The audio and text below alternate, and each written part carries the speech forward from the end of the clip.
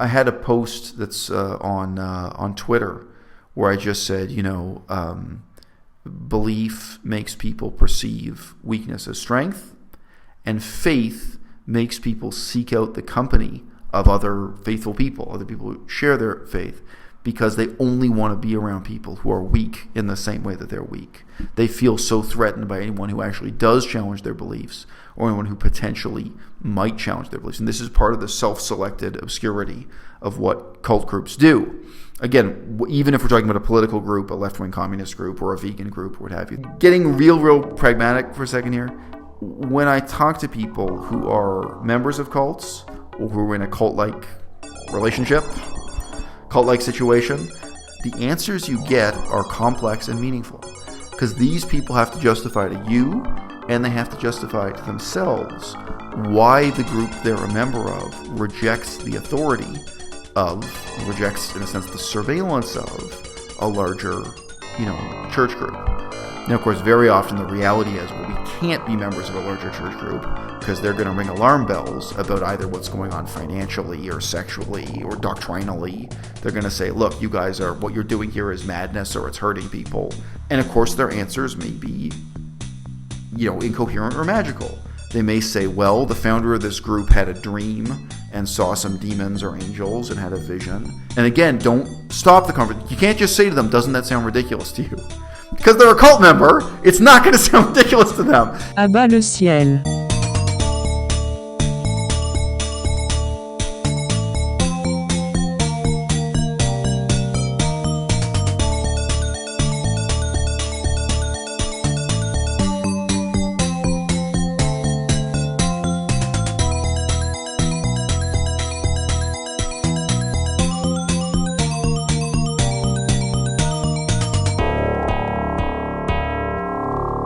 How do you know if a friend of yours is a member of a cult?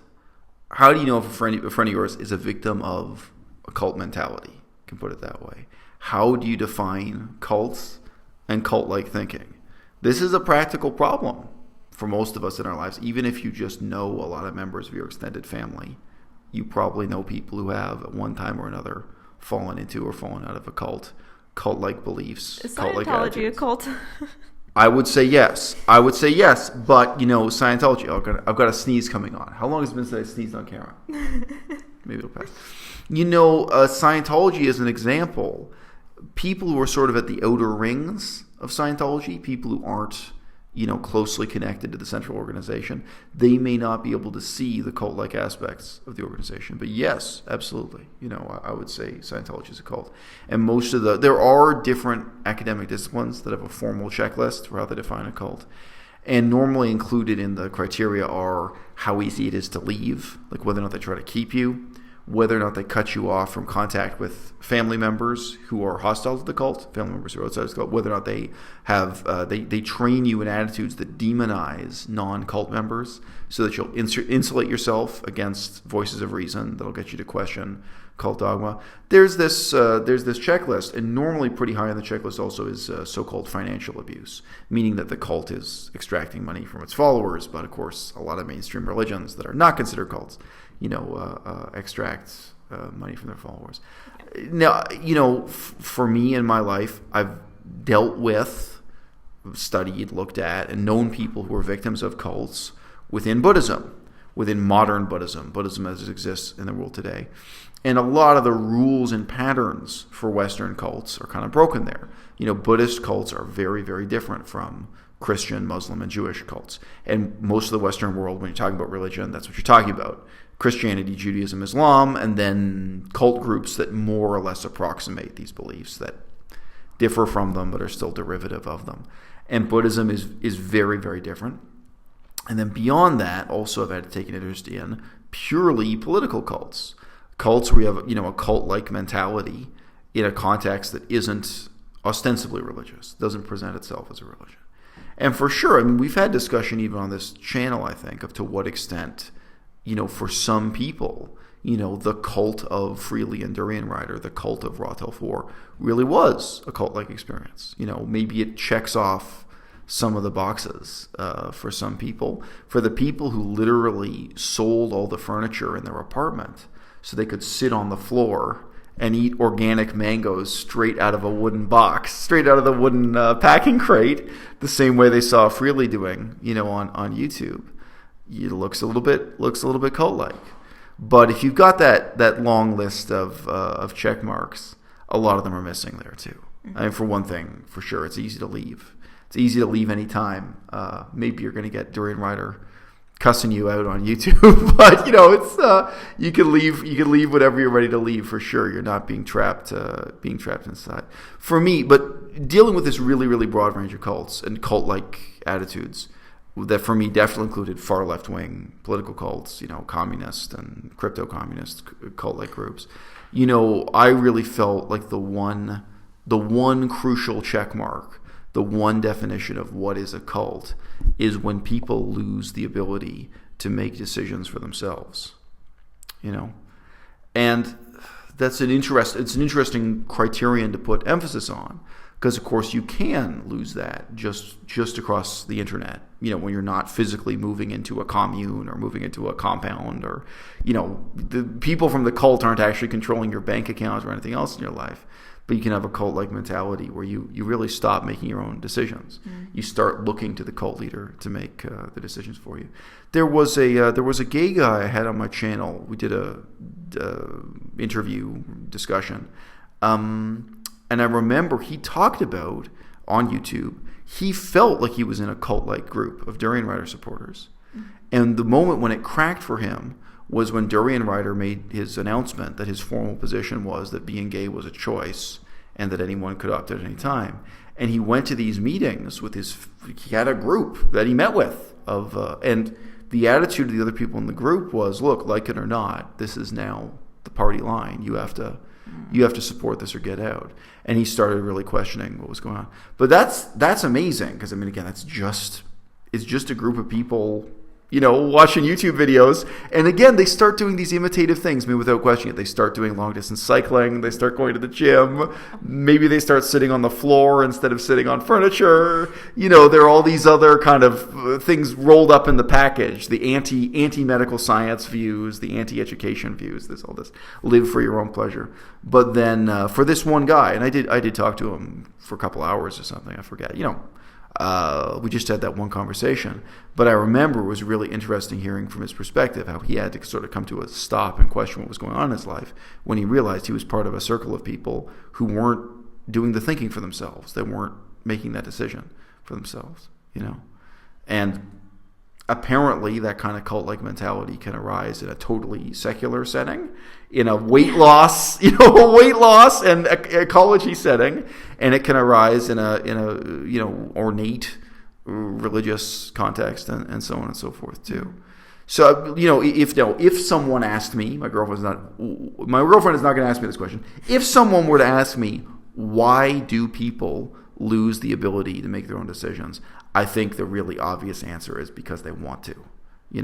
They're looking for that experience. They're looking for someone to take that away from them. They're looking for that, to live in that breathless, overwhelmed state where there's someone else they regard as omnipotent or transcendent or just better than themselves. Because there were people who were like that with communism. They didn't necessarily regard the leaders of communism as having supernatural powers, but where they wanted to give over that part of themselves to a movement, to a church, to a religious experience, to whatever it was. I remember one of the theories of amnesia, which interests me. The question of what is memory and how does it work. When you look into it, amnesia, it can be barely proven to exist. Yeah. Interesting. Sorry, there's no about that. But one of the fundamental theories of amnesia is that it only happens. People forget when they want to forget. Like this. Yeah, I didn't actually do research, but I took a psychology class. Oh, it was covered. On psychological disorders and talked about amnesia, and it's not really right. It's classified as a class. It's not what Hollywood movies would make you think it is. Put it that way. It's not as real as sort of soap operas and Hollywood movies make it out to be. But yet, in most cases, you're looking at someone who wants to forget, who wants to part ways with this side of their character or their history. They want to start again. Yeah. So in the case of my own father, I regard my own father as someone who basically had a cult mentality that he brought to kind of a long series of things in his life. He was, I mean, I think when my father was involved with Christianity, which is long before I was born, I think he wanted Christianity to be that kind of cult for him. He was seeking that out. He signed up for, he was always very left-wing. He signed up for some of these Christian socialist groups. He signed up, by his own account, assuming he wasn't lying about this, and he may have been, but, he signed up to become a citizen of Cuba. He wanted to go join the revolution in Cuba. And you can imagine how that clicks, kind of the Christian socialism specifically, that it wasn't that his fantasy wasn't running away to Moscow, it was running away to Cuba, joining that, very Catholic, very Christian form of communism and so on. Mm. So, by his own account, they didn't take him because he didn't have a respectable enough profession. At the time, he was an actor. And they said, the revolution doesn't need actors. Become a dentist. Then come back. we can give you citizenship if you become a dentist. That is the story as he told it. So he was looking for Christianity. He was looking for Christianity to be more than what it was for him. He was looking for communism, left-wing politics to be more than what they possibly could be for him. I would also say even the kind of mainstream European philosophy he studied in university, whatever he was reading at the time, if he was reading Habermas or Nietzsche or whatever, he was reading some mainstream philosopher, Hegel or Karl Marx or whatever, I think he was always looking for it to have that quality for him. This is very alien to me. I mentioned, ages ago, in some ways I recognize I'm a little bit psychologically abnormal myself. Like, I've mentioned this to you, I don't feel jealousy. I don't experience jealousy. And I really have to use my imagination in a very artificial way, to understand how coworkers or feelings or colleagues feel when they feel jealousy, because that is something I have never felt, And I'm not bragging. I'm not saying this is a moral characteristic or something. It's just an oddity. One of the differences I really felt between me and my blonde ex-girlfriend, I've only had one that was blonde, so that's why I refer to her as such. But, I always felt like looking at her and looking at me, we grew up in the same city in Toronto. We had access to the same library system. We watched exactly the same TV shows on television growing up. Same education, went to the same schools, approximately. Not actually the same school systems. Yeah, we went to the same high school. That's where I met her, Same university also. So there's a lot there in common. But it seemed to me like at every stage of her intellectual development, one of the really deep differences between her and I was just that she was easily overwhelmed. And I wasn't. I'd sit down and read Philosophy of Aristotle and kind of finish with sneering contempt. Like, well, this is overrated. You know what I mean? And I could go to an opera or, see some supposedly great, symbol of Western culture and civilization and philosophy and politics. Look, Karl Marx's Das Kapital. Sorry, so the masterpiece by Karl Marx, Das Kapital, that was so built up for me because my own parents were left-wing extremists. They regarded this as really more sacred than the Bible, as this, book that changed history. And when I read it, I already had a very robust background in classical economics. I knew many of the sources Marx was quoting. And, again, to say I was underwhelmed is an understatement. All these things that were built up for me, whether it was from ancient Greece or the Bible or philosophy or politics or religion, whatever it was. And again, even seeing great works of architecture, for me, none of that was overwhelming. Most of that, it's like, you'd see one of these great works of architecture and you kind of sneer and be like, well, I guess we had to live through 500 years of the Dark Ages so we could have this fucking cathedral built by slaves, yeah, well, good job. Gee, you did a real good job painting those angels on the ceiling. Too bad there were people literally being tortured to death in the dungeons just around the corner so we could have this fucking horrible 500 years of Catholicism, whatever it was. I'd see things in this very cynical way, and it wasn't phony cynicism. It was cynicism that led to insight and to some extent came out of, factual. I was just not easily overwhelmed. And again, like another thing, we just came up in conversation, but I was saying to you the other day, or earlier today maybe, a large part of our national identity in Canada, the United States, is actually based on World War II, based on the story of World War II. It's easy to be overwhelmed by that stuff. You're a child being taught about the Holocaust. You're a child being taught about American soldiers liberating people from concentration camps. It's easy to be overwhelmed. I got to tell you, I was not overwhelmed. All of that. I was sneering at it, and I was looking at the hypocrisy and the inconsistencies. I'm like, well, what is this stuff about the pact between Joseph Stalin and Hitler? And then all of a sudden, Stalin is our number one ally. There are all these weird questions. If you're looking at it, and if you're just not overwhelmed as a kid, there's a lot. And what about Spain? Whose side was Spain on in World War II? Like, for me, these were problems in the account of World War II. Why was it that Canada started combat in World War II like 2 years before the Americans? If the Americans were such heroes, why did they join so late? All kinds of stuff, and of course, even much more recently, though, the role of Japan and Russia. There's a lot of complexity there. So I just say my overall view of these things is one not be overwhelmed. This is in the context of a discussion about cults. I think a lot of people want to be overwhelmed. They want it. And I remember actually one cult-like group within Catholicism. So they're a cult, but they're not quite part of mainstream Catholicism. I remember reading an analysis of who joined and why. And it just said, it was totally understandable, it said, most people who are serious about Catholicism, there's not that much to do.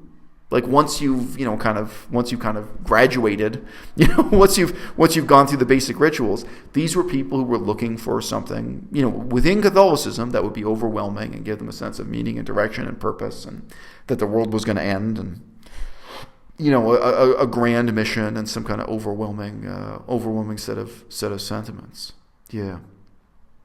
Anyway, look. So again, you at age 24. You were talking about your ex-girlfriend.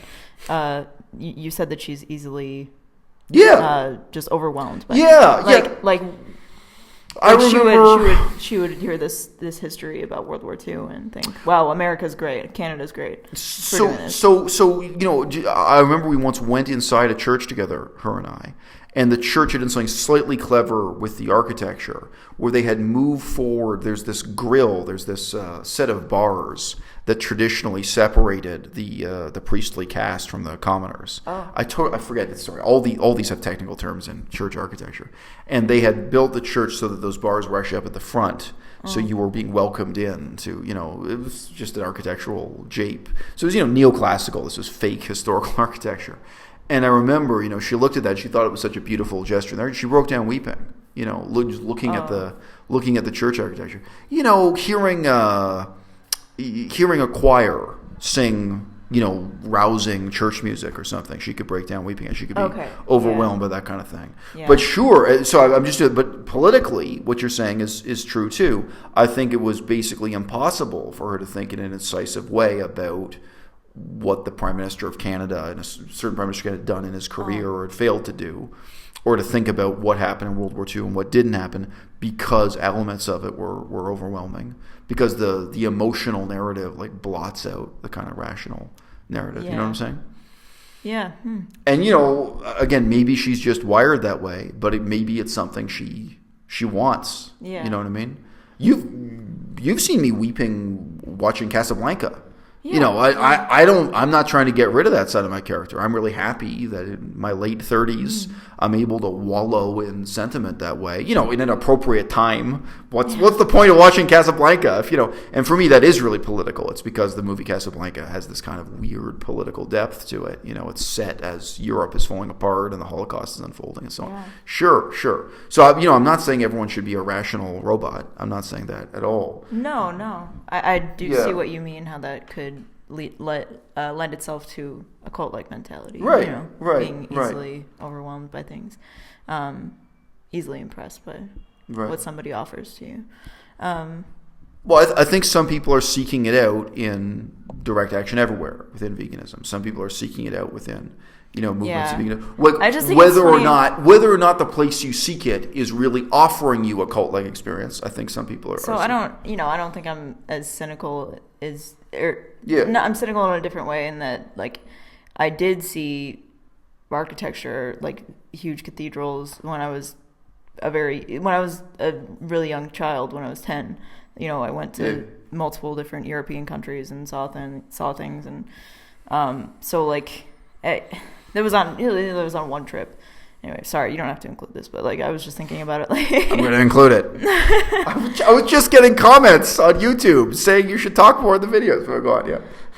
So yeah, and then again, I went to Italy when I was 14 for a choir tour, and we sang in the Vatican. Like we visited the Duomo in Florence. Yeah. We saw like just really beautiful things, and that is interesting. I wasn't brought to tears by anything that I saw. Right. It's not like I was cynical for historical reasons. Right. Right. But at the same time, I wasn't like, I don't know. I just wasn't. I don't have that issue that I'm like easily impressed, and I think that also is reflected in like I'm very unimpressed with most of vegan YouTube. So like seeing your channel, like I was like, wow, this is actually substantive content. Yeah. But I mean, people are going to churches and looking to see and feel, the kingdom of God. They're going and hoping to feel, there are people who are looking for an experience there that's something quite different from what bricks and mortar can ever give you. And I think people are looking at, even Aristotle and hoping for an experience that can't possibly be there in a book that's not just ink and paper, but a book that is first and foremost a relic of a dead society that's now very difficult for us to relate to. I remember being amazed by the architecture, and knowing it had been built so many years ago, and it was such a wonder at the time. So in that sense, just human ingenuity is impressive to me, but like, it wasn't for religious reasons that I thought it was impressive. It was just for... I think I have shown you the photos on my hard drive when I was in Sri Lanka. Yeah. See, so again, this kind of brings it back into this thing. But no. I mean, this is related, but I mean, so I went and visited historical sites from ancient Buddhism, so architectural ruins from ancient Buddhism. I worked on manuscripts and ancient texts and philosophy from ancient Buddhism. But all the time, I was thinking about those things analytically. You know what I mean? I wasn't looking to be overwhelmed, And it's really sad when you see the cult-like mentality active within Buddhism. So, like, with ancient sites like that in Buddhism, what you're looking at really is the history of the failure of Buddhism. You're looking at, look, we reached this peak, and then we got slaughtered by the Muslims. We got conquered by the Hindus. It was torn apart, and it's all gone now. Sorry, my leg's going to sleep. But anyway, what does this represent really? What is the significance of seeing these ruins of what was once great architecture? I'd be in those locations, but other Buddhists would be wanting to see something very different, from what I'm seeing. You're looking at failure. I mean, a ruin is a ruin. Rome is not in ruins. It's a significant difference. Mecca is not in ruins. And the great cities of Buddhist antiquity are. They're ruins. They got conquered. They got decimated by Islam, first and foremost, also by certain forms of Hinduism, also by the British Empire. It's a long series of losing battles in the history of Buddhism. So what you see there and how you relate to it. And in terms of the texts, I mean, it's really sad because, ancient Buddhist philosophy, many of the texts, not all, many, are actually written with real cynicism. They're written in a very kind of cynical way. So to see people... modern people wanting to get swept up in them, wanting them to be a kind of gospel. There are kind of different layers of irony there. I think I told you about this. I got an email from someone who knew me as a scholar of Buddhism on the internet, asking for my comments on a particular passage from the Pali Canon I had never seen before, but she sent me the original Pali, not just an English translation. And the particular passage in Pali was, obviously written by an ancient Buddhist monk, and it was really saying that meditation leads to madness. Now, it says more than just that, but the word was madness, meaning insanity, And you could imagine, still today, if you spend time with people who are meditating, you meet enough of them who are either crazy before they got there or who are going crazy with the religious experience, And it was just a really funny moment. I said, oh, wow, okay, well, thanks for sending me that. That's a really interesting excerpt. I said, different passages of the Pali Canon reflect the perspectives of different authors. Already that was shocking to the person I was writing to. Like, just like some Christians want to imagine the whole Bible is somehow magically written by God, like as if the Pali Canon is written by one author. It's not. But I said, but this is an especially kind of cynical or, nihilistic author, and this is really warning you that, meditation leads to madness. And it's interesting that this was, preserved within the Buddhist canon. This is obviously an opinion or a perspective that's hostile to a lot of other scriptures you can read that are literally bound into the same book, you know what I mean, in terms of contrasting these. And the person I was talking to them, this was just mind-blowing. What is it they're wanting Buddhism to be? They're wanting it to be univocal and unifocal, and by which I mean to speak with one voice, to have one focus, one direction, one purpose, and to provide them with a meaning in their life that's just not there in terms of why those texts were written and so on. So I was always in this position of saying, like, well, look, guys, why can't we work with these ancient texts the same way we work with Shakespeare or Aristotle or Socrates? Like, this stuff is valuable, it's worth studying in its own way, but let's not pretend it means something it doesn't mean. Let's not pretend it has some value it doesn't have. But then you're really always crashing into the cult mentality. And again, keeping it all the way real, most of the people I was dealing with in Buddhism, they'd been around long enough that they'd kind of outgrown the cult mentality.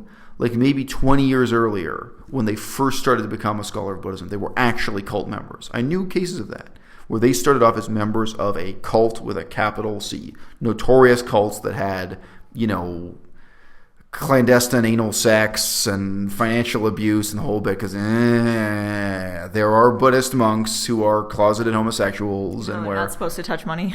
Well, that's right. They're not supposed to touch money. They're not supposed to touch anyone's penis, not even their own. They're supposed to live in total celibacy, and there are a lot of cults where sexual abuse is also a part of the pattern with, this notion of power and what have you. But a lot of people I knew, they'd kind of grown out of that and were still haunted by that. When I knew them, they'd grown up into being a scholar of another kind.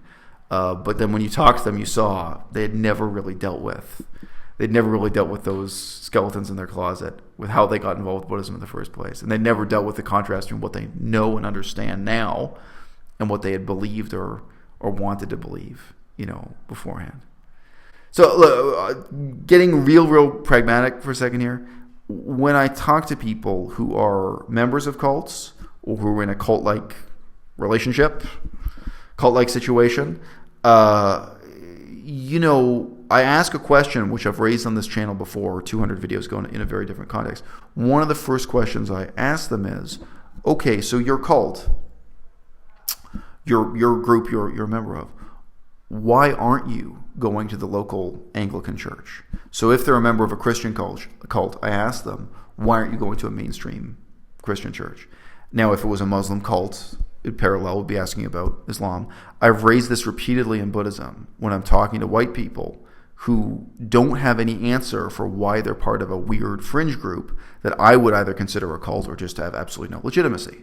Well, okay, if this is what you believe and if this is what you preach within Buddhism, why aren't you a member of a mainstream church like the Siam Nikaya from Sri Lanka? Why aren't you a member of any of the mainstream Buddhist organizations that have a formal government status and millions of adherents and, properties and procedures and bureaucracy? Why aren't you a member of the equivalent of the Catholic Church or the Anglican Church within Buddhism?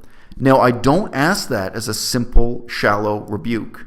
That's not the end of the conversation. So if I'm talking to a friend who's part of a weird Christian cult, the answers you get are complex and meaningful, because these people have to justify to you and they have to justify to themselves why the group they're a member of rejects the authority of, rejects, in a sense, the surveillance of a larger, church group.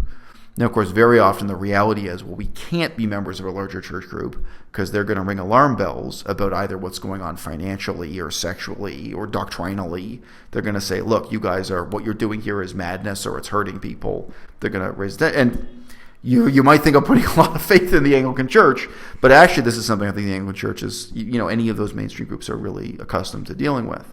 Of course, it's a judgment call for whoever in that mainstream group is dealing with you. Getting someone who's in a cult or in a cult-like situation to recognize that they are insulating themselves from the larger society, that they're insulating themselves against criticism, even from members of the mainstream church they may claim to be connected to. So why is it you have to separate yourself from all other Christians and be in this self-selected obscurity of this group? Why is it you have to separate yourself from all sources, all the mainstream Buddhist sources of authority and be in this group? Now, it's possible they have a good answer. Like, it's possible you could talk to someone in Buddhism and they'd say, well, look, I'm really a scholar, and what I do is really scholarly, and the mainstream religion doesn't deal with that, so therefore I'm part of this group of scholars. And they may say, but yeah, I'd be delighted to have more of an open door to the mainstream religion and have more, let's try to set that up. Let's try to have more cooperation with the mainstream church. But what we do is real scholarly. So once in a while, there may be a positive answer. But just if you can sit down face to face and get someone to talk through with you, why are you a member of this self-selected special group and not of the other group? And of course, their answers may be, incoherent or magical. They may say, well, the founder of this group had a dream and saw some demons or angels and had a vision, and because of that, he started his own church. Fine, okay, but why wouldn't he join up with the Anglican Church or the Catholic Church or this mainstream Buddhist? So what is the reason? Why is it that he's pulling you away from your family and your job or any other church and taking this? And, they may have an answer that's magical within their group of saying, well, he says that the mainstream church is corrupt and evil, and what we're going to do is pure, and so on. And again, don't stop the conversation. You can't just say to them, doesn't that sound ridiculous to you? Because they're a cult member, it's not going to sound ridiculous to them. If there were other people in the room, they might be standing there saying, doesn't that sound ridiculous to you? But you can say, okay, but what's your role? Don't you have compassion for the people who are the members of the mainstream church or the mainstream Buddhist organization? If they're so misled, if their organization is so corrupt, why can't you reach out to them? Why can't you be involved? Why can't you be part of the same congregation and so on? To keep challenging them on this issue of isolation. Now, the other criterion that I've alluded to is this question of losing your ability to make decisions. I had a post that's on Twitter where I just said, belief makes people perceive weakness as strength, and faith makes people seek out the company of other faithful people, other people who share their faith, because they only want to be around people who are weak in the same way that they're weak. They feel so threatened by anyone who actually does challenge their beliefs, or anyone who potentially might challenge their beliefs. And this is part of the self-selected obscurity of what cult groups do. Again, even if we're talking about a political group, a left-wing communist group, or a vegan group, or what have you, this can emerge in not so overtly religious circumstances. I think what's really hard, and you've got to be face to face. You can't do this by email. But when you're with someone who has that cult-like mentality, and there's any issue like this, like even the gay rights issue, where they basically say to you, "Oh, I can't make up my mind. I have to ask the leader. I have to ask the person in charge of the cult." What's really powerful you can do it is to sit down and ask them why. Whatever the decisions are, because people who are members of cults, they may not make their own decisions about what kind of clothing they wear. There may be seemingly trivial things that have taken on a sense of gravitas and transcendental importance. Those decisions are now being made by the cult, but what have you. Financial decisions about their own future, decisions about their love life, who they're going to marry, whether they should break up with their boyfriend, whether they go and ask the cult leader, they go and ask the Buddhist monk, but whether or not they should break up with their boyfriend or what have you. And it's not just guidance. It's not just, it's not getting a second opinion, where it really is that person, making your decisions for you. I think the hardest thing, but the most crucial thing, is to try to challenge them on that issue of when and where did you lose the capacity to make your own decisions. And I think most of the time people do that because they wanted to. They wanted that sense of abandon. They wanted to be part of a larger whole. All those reasons that people have for getting involved in cults. I identify with this term nihilism and nihilist as a critique of belief and as a rejection of belief. And Yeah. I see wanting to believe as a real sickness in mankind. I think if you've got that in you, whether we're talking about an example like my father or what have you, I think the people who want to believe, the people who want to be overwhelmed, will kind of shuffle from one cult to another. or they'll make a cult out of something where there maybe isn't even the raw material there to make a cult out of. You know, I see that as part of kind of the tragedy of the human condition, but it's not universal. I mean, not everyone feels that way, and not everyone feels that way their whole lives. I mean, you know, I think a lot of the scholars I knew in Buddhism, they were in that tragic position where it was like, well, they wanted to believe. I mean, for example, reincarnation. That's a religious belief in this. You know, if you actually believe in this, maybe at some point they were involved in Buddhism and they really did believe in reincarnation. They really did believe in meditation. And then after those beliefs had died, after they outlived them, and after also they maybe got more sophisticated in terms of actually reading the scripture and seeing the huge gulf between what the ancient scriptures say and what modern people want to say about them. What's left in your life when now your whole profession and your identity is tied to this religion, but you can't believe anymore? You know, your beliefs are dead and you're still walking around living without them, you know. And look, I think those are the people I met in left-wing politics too. I think most of the people I knew in left-wing politics, including just mainstream, you know, NDP, Canada's left-wing party, the New Democrat Party, I think they got involved with left-wing politics at an earlier time in their lives when they really believed in something that brought them there. And then, you know, you learn that the party's corrupt and you learn that you're never going to accomplish any of those goals. You know, you learn all kinds of things as you get older. And then, well, maybe you're still involved in that party, whether it's the Communist Party or the New Democrat Party or something. I mean, it's not necessarily an extreme party. But then, you know, life continues after belief, you know, has ended. It's not universal. This, because I don't live that way. I don't think that way. I don't feel that way. My involvement in politics has never been like that. But I think this is a mass phenomenon for millions and millions of human beings, that they live their lives wanting to believe and then questioning what they're going to do once they run out of belief. Deep.